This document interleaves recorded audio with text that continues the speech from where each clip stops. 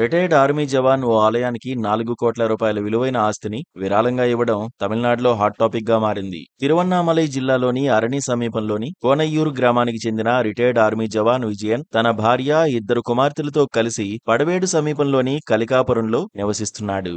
2 కుమార్తెల్లో ఒకరైన కస్తూరి ప్రభుత్వ పాఠశాలలో ఉపాధ్యాయురాలిగా పనిచేస్తున్నారు. మరో కుమార్తె సుబ్బులక్ష్మి వైద్యురాలిగా ఉన్నారు. కొన్ని నెలల క్రితం తండ్రి విజయన్కి, కుమార్తెకు మధ్య ఆస్తి పంపకాల విషయంలో వివాదం తలెత్తింది. ఆ తర్వాత అల్లుడి బంధువులు విజయన్ను బెదిరించడంతో వివాదం మరింత ముదిరింది.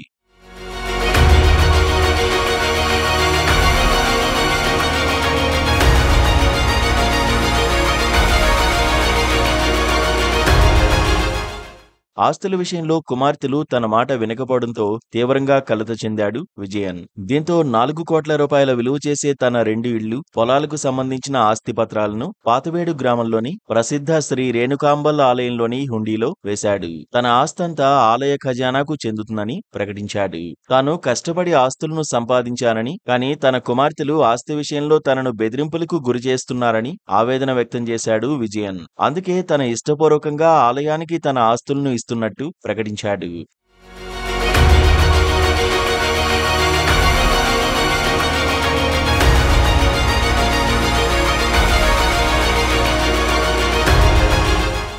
మరోవైపు విషయం తెలుసుకున్న విజయన్ కుమార్తెలు తమ తండ్రి హుండీలో వేసిన ఆస్తి పత్రాలను తమకివ్వాలంటూ ఆలయ అధికారులను సంప్రదించారు. తమ తండ్రితో పాటు తల్లి కూడా ప్రభుత్వ ఉద్యోగిగా పనిచేసి ఆస్తులు సంపాదించిందని, వారిద్దరూ ఉమ్మడిగానే ఇళ్లు, పొలాలు కొనుగోలు చేశారని చెబుతున్నారు. తమ తండ్రి మానసిక పరిస్థితి సరిగా లేకపోవడం వల్లే ఆలయ ఖజానాకు తమ ఆస్తులను ఇచ్చారని అన్నారు. తిరిగి వాటిని తమకివ్వాలంటూ తమ భర్తలతో కలిసి అధికారులతో వాగ్వాదానికి దిగారు.